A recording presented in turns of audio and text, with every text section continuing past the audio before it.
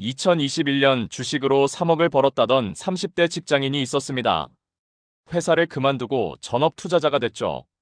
그런데 2년 뒤 그는 마이너스 통장까지 끌어다 쓰며 배달 알바를 뛰고 있었습니다. 대체 무슨 일이 있었던 걸까요? 문제는 돈을 못 벌어서가 아니었습니다. 먼 돈을 지키는 방법을 몰랐던 거죠. 수익률 100%를 찍어도 그 다음 해에 50%를 잃으면 원금으로 돌아갑니다. 근데 여기서 끝이 아니에요.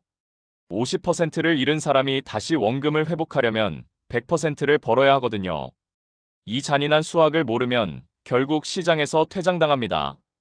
주식 투자에서 가장 무서운 건 하락이 아닙니다. 회복이에요. 무슨 말이냐면 손실과 회복은 대칭이 아니거든요. 계산기를 한번 두드려 보세요.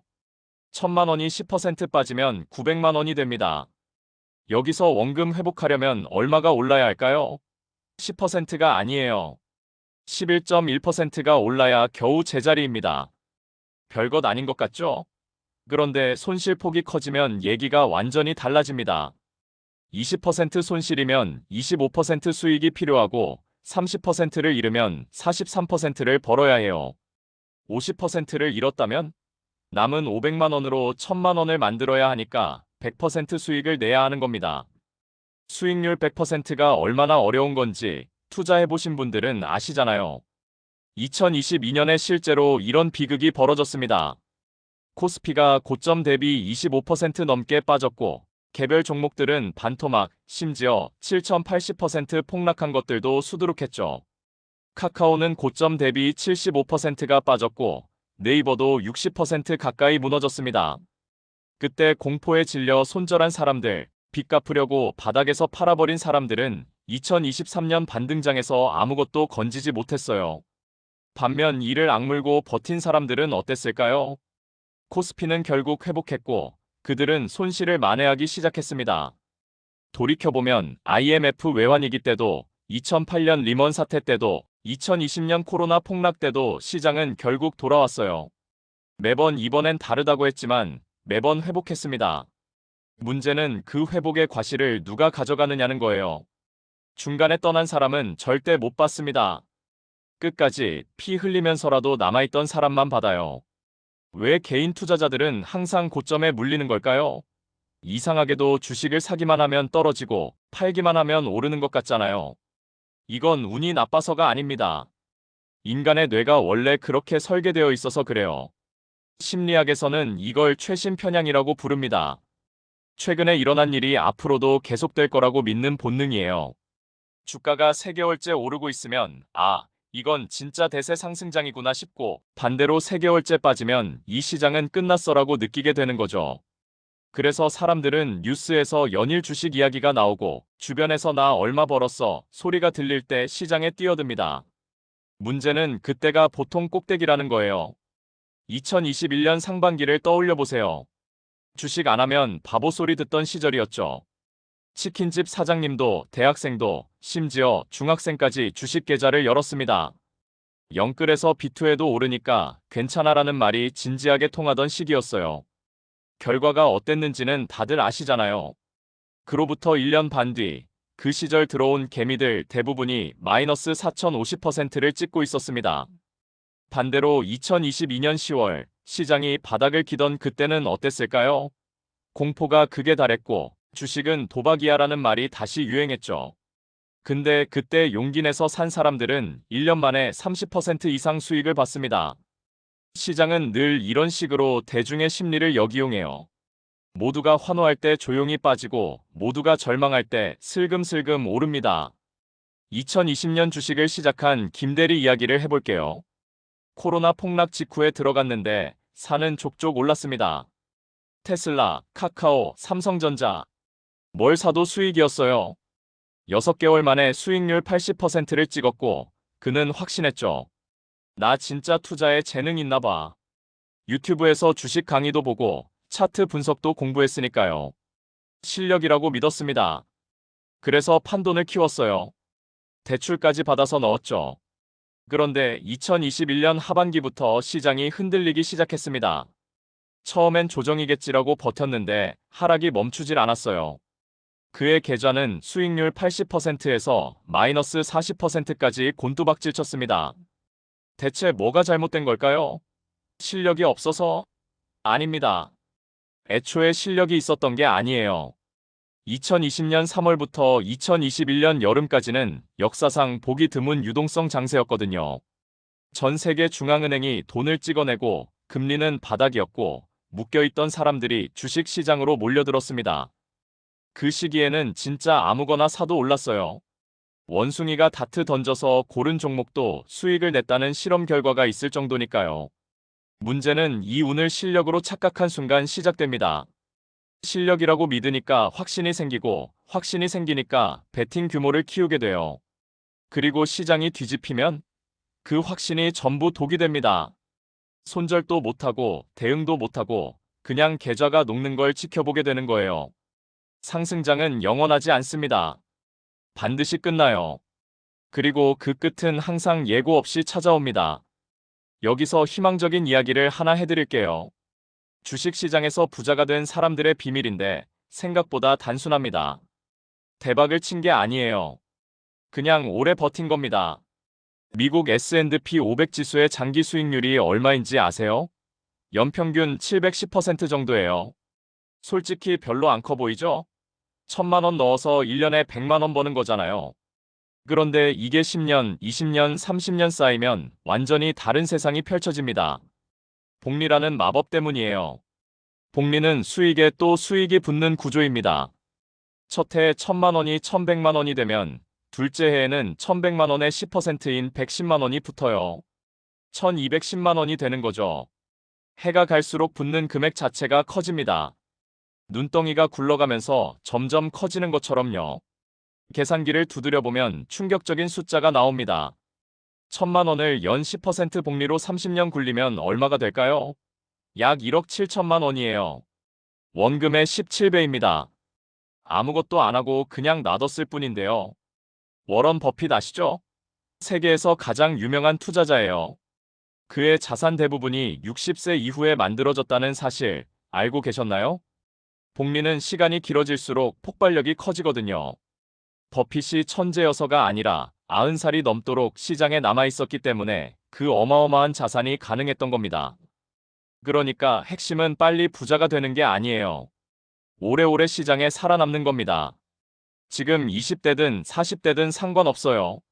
지금 시작해서 끝까지 버티는 사람이 결국 웃게 됩니다. 복리의 마법을 알았으니 이제 부자가 될 일만 남은 걸까요? 안타깝지만 그렇지 않습니다. 복리를 누리려면 한 가지 조건이 있어요. 시간을 견뎌야 한다는 겁니다. 그리고 바로 여기서 대부분의 투자자가 무너져요. 조급함 때문이죠. 인스타그램을 켜보세요. 누군가는 코인으로 1억을 벌었다 자랑하고 누군가는 테슬라로 3배 수익을 인증합니다. 유튜브에는 이 종목 사면 10배 간다는 썸네일이 넘쳐나죠. 이런 걸 매일 보다 보면 마음이 급해지기 시작해요. 나만 뒤처지는 것 같고 나만 바보 같고 나도 빨리 한 방 터뜨려야 할 것 같은 기분이 드는 거죠. 이걸 포모 증후군이라고 부릅니다. 피어 오브 미싱 아우트, 기회를 놓치는 것에 대한 두려움이에요. 이 감정에 휩쓸리면 이성적인 판단이 불가능해집니다. 이미 급등한 종목을 꼭대기에서 사게 되고 감당할 수 없는 돈까지 끌어다 쓰게 돼요. B2 들어보셨죠? 빚내서 투자한다는 말입니다. 오르면 수익이 몇 배로 불어나니까 달콤해 보여요. 근데 반대로 떨어지면요? 손실도 몇 배로 커집니다. 더 치명적인 건 시간이에요. 내 돈은 10년이고 20년이고 기다릴 수 있어요. 하지만 빚은 안 되거든요. 이자가 쌓이고 상환 기일이 다가오니까요. 주가가 반토막 났는데 대출 만기가 돌아오면 어떻게 될까요? 회복할 때까지 기다릴 수가 없습니다. 울며 겨자 먹기로 바닥에서 팔아야 해요. 이게 B2의 진짜 무서움입니다. 선택권을 빼앗긴다는 거예요. 버틸 수 있는 사람만이 복리를 누릴 수 있는데 빚은 그 버틸 시간 자체를 없애버립니다. 그럼 어떻게 해야 버틸 수 있는 걸까요? 답은 간단합니다. 없어도 되는 돈으로 투자하는 거예요. 전문가들이 입버릇처럼 하는 말이 있어요. 최소 3년에서 5년은 안 쓸 돈으로 투자하라. 근데 이 말을 진지하게 받아들이는 사람이 별로 없더라고요. 당장 목돈이 필요하니까 빨리 불려서 뭔가에 쓰고 싶으니까요. 여기서 잔인한 진실을 하나 말씀드릴게요. 부자들이 투자해서 돈을 버는 진짜 이유, 그게 뭔지 아세요? 분석을 잘해서? 정보가 빨라서? 아닙니다. 그 돈이 없어도 생활에 아무 지장이 없기 때문이에요. 생각해보세요. 투자금 1,000만 원이 있는데 이게 내 전 재산이에요. 다음 달 월세도 여기서 내야 하고 생활비도 여기서 써야 합니다. 이 상태에서 주가가 10%만 빠져도 심장이 쿵쾅거려요. 20% 빠지면 밤에 잠이 안 오고요. 30% 빠지면 공포에 질려서 손절 버튼을 누르게 됩니다. 반면 똑같은 1,000만 원이어도 상황이 다른 사람이 있어요. 월급은 따로 들어오고 비상금도 있고 이 돈은 진짜 5년 뒤에나 쓸 돈이에요. 주가가 30% 빠져도 아 그러네 하고 넘깁니다. 어차피 당장 쓸 돈이 아니니까요. 오히려 싸졌네, 더 사볼까? 이런 여유가 생기죠. 똑같은 하락인데 한 사람은 공포에 팔고 한 사람은 여유롭게 버팁니다. 결과는요? 시장이 회복했을 때 완전히 갈립니다. 판 사람은 손실을 확정짓고 떠났고 버틴 사람은 본전을 찾고도 수익까지 냅니다. 결국 투자는 돈 싸움이 아니라 여유 싸움이에요. 지금 당장 여유 자금이 없다면 무리하지 마세요. 작은 돈이라도 꾸준히 모아서 진짜 없어도 되는 돈을 만드는 게 먼저입니다. 그래서 돈이 없는 사람은 투자하지 말라는 거냐? 이렇게 물으실 수 있어요. 아닙니다. 방법이 있습니다. 적립식 투자라는 건데요. 영어로는 DCA라고 불러요. 달러 카스트 에브리징의 약자입니다. 원리는 단순해요. 매달 정해진 날짜에 정해진 금액을 기계적으로 투자하는 겁니다. 30만 원이든 50만 원이든 100만 원이든 상관없어요. 중요한 건 꾸준함이에요.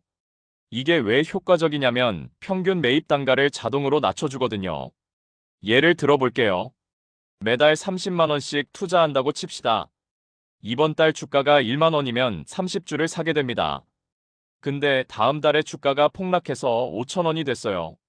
그러면 같은 30만 원으로 60주를 사게 되죠. 그 다음 달에 주가가 7천 원으로 회복되면 약 43주를 삽니다. 3달 동안 총 90만 원을 투자해서 133주를 산 거예요. 평균 단가는 약 6,767원이 됩니다. 만약 처음에 90만 원을 한 번에 넣었다면 90주밖에 못 샀을 거예요. 적립식이 더 많이 모은 거죠. 이게 적립식 투자의 마법입니다. 하락장이 오히려 기회가 돼요. 주가가 떨어지면 같은 돈으로 더 많은 주식을 살 수 있으니까요. 심리적으로도 훨씬 편합니다.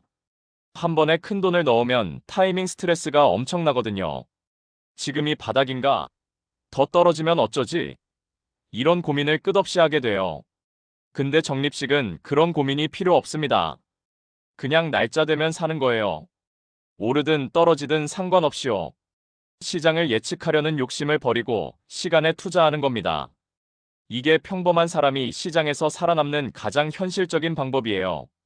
그럼 적립식으로 뭘 사야 할까요? 여기서 많은 분들이 고민에 빠집니다. 삼성전자, 테슬라, 엔비디아, 종목 고르기가 쉽지 않거든요. 이 고민에 대해 세계 최고의 투자자가 답을 내놓은 적이 있습니다. 워런 버핏이에요. 2013년 버핏은 자신의 유언장에 특이한 내용을 담았습니다. 아내에게 남길 유산의 90%를 S&P 500 인덱스 펀드에 넣으라고 한 거예요. 주식의 신이라 불리는 사람이 정작 가족에게는 개별 종목이 아니라 인덱스 펀드를 추천한 겁니다. 왜 그랬을까요? 인덱스 펀드는 시장 전체를 사는 겁니다. 예를 들어 S&P 500 인덱스 펀드를 사면 미국 상위 500개 기업을 한꺼번에 소유하게 되는 거예요. 애플, 마이크로소프트, 아마존, 구글, 테슬라가 전부 들어가 있죠. 버핏이 이걸 추천한 이유는 불편한 진실 때문이에요. 월스트리트의 천재들, 그러니까 억대 연봉 받는 펀드 매니저들 있잖아요. 이 사람들이 운용하는 액티브 펀드가 시장 평균을 이기는 비율이 얼마나 될까요? 장기적으로 보면 약 1015%밖에 안 됩니다.